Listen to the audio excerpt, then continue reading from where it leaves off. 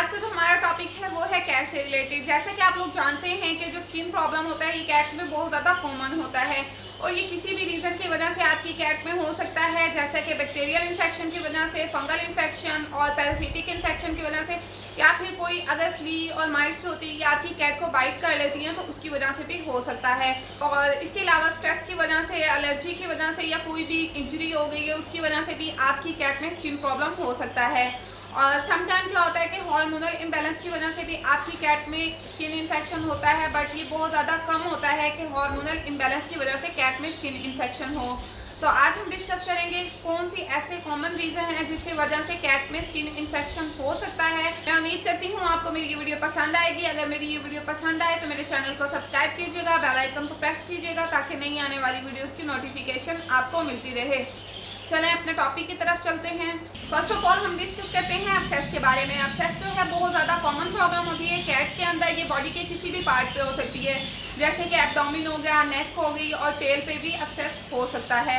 और इसमें क्या होता है कि एब्सेस जो है वो स्टार्ट में आपको रेडिश कलर की नज़र आती है और वो एरिया जो होता है वो गर्म होता है और आहिस्ता आहिस्ता उसके अंदर पस फील्ड होना शुरू हो जाती है और वो सॉफ्ट होकर रप्चर हो जाती है। और ये किसी भी रीज़न की वजह से हो सकता है, जैसे कि आपकी कैट जो है वो आउटडोर जाती है, वहाँ किसी भी कैट से उसकी फाइट होती है और आप नहीं देखते कि उसको कोई इंजरी है, तो आहिस्ता आहिस्ता क्या होता है वहाँ पे पस फील्ड होना शुरू हो जाती है।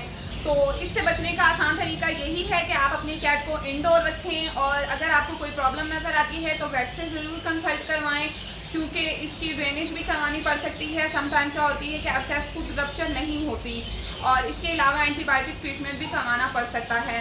और सेकेंड रीज़न जो है वो एयर माइट्स भी हो सकती हैं। अगर आप देखें कि आपकी कैट जो है अपने हेड को बार बार शेक कर रही है और उसके अलावा वो एयर्स के पास स्क्रैच कर रही है, तो आप अंदाज़ा लगा सकते हैं आपकी कैट को एयर माइट्स का इन्फेक्शन है। और इसके अलावा अगर आप उनके एयर्स के अंदर देखेंगे तो आपको ब्राउन कलर की वैक्स नज़र आएगी, जो कि बहुत ज़्यादा इरिटेंट होती है और कैट जो होती हैं वो बहुत ज़्यादा अनकंफर्टेबल फील करती हैं। और अगर आप उसकी टाइम पे क्लीनिंग नहीं करते तो वहाँ पे बैक्टीरियल इन्फेक्शन भी हो सकता है। इसलिए आपको अपनी कैट की एयर क्लीनिंग करते रहना चाहिए। वीक में एक दफ़ा या 2 वीक्स के बाद उसकी एयर क्लीनिंग ज़रूर करें। इसके लिए हमारे वीक में डिफरेंट मेडिसिन भी अवेलेबल हैं, डिफरेंट एयर क्लीनर अवेलेबल हैं जो कि आप इस्तेमाल कर सकते हैं। और उसके अलावा आप कोकोनट ऑयल और ऑलिव ऑयल भी इस्तेमाल कर सकते हैं जो कि बहुत ज़्यादा इफेक्टिव है। थर्ड रीज़न जो है वो कॉन्टैक्ट डर्माटाइटिस भी हो सकती है। इसमें क्या होता है कि कैट की स्किन के ऊपर आपको बम्प्स नज़र आते हैं, रेडनेस नज़र आती है। ये किसी भी वजह से हो सकती है, जैसे कि केमिकल के कॉन्टैक्ट से हो सकती है या फिर अगर आप अपनी कैट को किसी प्लास्टिक के बर्तन में खाना दे रहे हैं तो उसकी वजह से भी हो सकती है। तो इस चीज़ का ख्याल रखें कि जहाँ पर कोई केमिकल इस्तेमाल किया जाता है वहाँ पे अपनी कैट को नहीं रखें और उन चीज़ों से उनको दूर रखें। और उनकी फूड के लिए जो आप बर्तन इस्तेमाल करें वो प्लास्टिक के नहीं होने चाहिए। तो इस चीज़ का ख्याल रखें कि अपनी कैट को आप जो फूड दे रहे हैं वो किस बर्तन में दे रहे हैं। इसके लिए आप ग्लास का बर्तन इस्तेमाल करें या फिर कोई स्टेनलेस स्टील का बर्तन इस्तेमाल करें और सिरेमिक्स के बाउल वगैरह आप इस्तेमाल करें। फोर्थ रीज़न जो होती है वो होती है फ्ली एलर्जी डर्माटाइटिस। ये बहुत ज़्यादा कॉमन प्रॉब्लम होती है कैट्स के अंदर। ये बॉडी के किसी भी हिस्से पे हो सकती है, जैसे कि उसकी थाई पे हो सकती हैं, लेग्स पे हो सकती है और इसके अलावा उसके फेस पे भी हो सकते हैं। इसमें आप क्या देखेंगे कि आपको रेडनेस नज़र आएगी, वहाँ पे आपको बम्प्स भी नज़र आएंगे और जैसे कि पिंपल होते हैं इस तरह से नज़र आएंगे। और ये फ्ली के बाइट करने से होता है कैट्स में मोस्टली। और कुछ कैट्स जो होती हैं इनमें फ्ली की वजह से कोई भी इन्फेक्शन नहीं होता और ना ही वो कोई साइन और सिम्टम शो करती हैं। कुछ कैट्स होती हैं वो बहुत ज़्यादा सेंसिटिव होती हैं, अगर उन्हें कोई भी फ्ली जो है वो बाइट करती है तो वो घंटों के अंदर या दिनों में साइन शो करना शुरू कर देती हैं।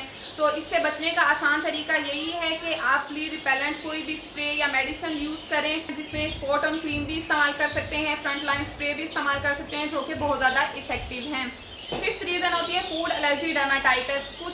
कुछ कैट्स जो होती हैं वो बहुत ज़्यादा सेंसिटिव होती हैं जिसकी वजह से उन्हें कुछ फूड इंग्रेडिएंट से एलर्जी होती है। अगर आपकी कैट में फूड एलर्जी हो गई है तो वो अपने हेड पे और बैक पे बहुत ज़्यादा स्क्रैच करेगी और उसकी आइज और आईलेट पे स्वेलिंग बहुत ज़्यादा होगी।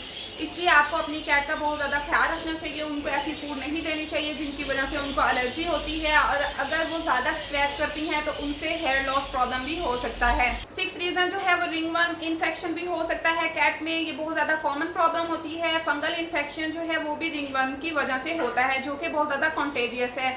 अगर आपकी कैट को रिंगवर्म का इन्फेक्शन है तो आपको भी हो सकता है।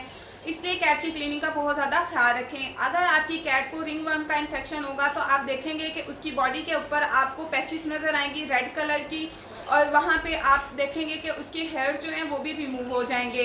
कुछ कैट्स के अंदर क्या होता है कि उसके हेयर जो हैं जस्ट ब्रोकन नज़र आएंगे। फेस के पास आप देखेंगे कि उसके बाल जो हैं वो टूटे हुए होंगे और उसके आइज़ के पास भी। और अगर आपकी कैट में ये साइन और सिम्टम शो हो रहे हैं तो आप किसी भी अच्छे से वेटनेरियन से ज़रूर कंसल्ट करें और अपनी कैट की क्लीनिंग का बहुत ख्याल रखें। उसको 1 माह में या 2 वीक्स के बाद पायोडीन स्क्रब से ज़रूर बात दें, और उसके जिस एरिया में उसको रख रहे हैं उसको स्टीरिलाइज ज़रूर करें ताकि उनको इस तरह की कोई प्रॉब्लम ना हो और आप भी सेव रहें। और 7th रीज़न जो कि लास्ट है वो होती है स्टड टेल। स्टड टेल में क्या होता है कि टेल के ऊपर कुछ सबीशियस ग्लैंड्स होते हैं जो कि ऑयल की प्रोडक्शन करते हैं, और जब कैट्स के अंदर ऑयल की प्रोडक्शन ज़्यादा होने लगती है तो आप देखेंगे कि उसकी टेल के ऊपर आपको ग्रीसी ब्राउन कलर का कुछ मटेरियल नज़र आएगा। ये प्रॉब्लम ज़्यादातर मेल कैट्स में ज़्यादा होती है। जो मेल जो होते हैं वो न्यूटर नहीं किए होते और वो स्टड मेल होते हैं, उनमें ऑयल की प्रोडक्शन ज़्यादा होती है, तो ये प्रॉब्लम जो है ज़्यादा मेल्स में होती है और समटाइम कैट्स में भी नज़र आती है। अगर आपके मेल में ये प्रॉब्लम बहुत ज़्यादा है तो आप अपने मेल को न्यूट्रल करवा दें। और इसके अलावा मार्केट में कुछ ऐसे शैम्पू हैं एंटी सेबोरिक जो कि आप यूज़ कर सकते हैं ऑयल की प्रोडक्शन को कंट्रोल करने के लिए। उसके लिए आपको क्या करना है कि आपको दिन में 2 दफ़ा अपने कैट की जो टेल है उसको वॉश करना है। अगर इस तरह की कोई भी प्रॉब्लम आपको नज़र आती है तो आप एक दफ़ा वेट से ज़रूर कंसल्ट करें ताकि वो कोई भी अच्छी सी मेडिसिन या शैम्पू आपको रिकमेंड कर सके। आज हमने डिस्कस किया कि कौन सी ऐसी 7 रीज़न है जिसकी वजह से कैट में स्किन प्रॉब्लम हो सकती है। मैं उम्मीद करती हूँ आपको मेरी ये वीडियो पसंद आई होगी। अगर मेरी ये वीडियो पसंद आए तो मेरे चैनल को सब्सक्राइब कीजिएगा, बेल आइकन को प्रेस कीजिएगा ताकि नई आने वाली वीडियोज़ की नोटिफिकेशन आपको मिलती रहे। Thanks for watching. अल्लाह हाफिज़।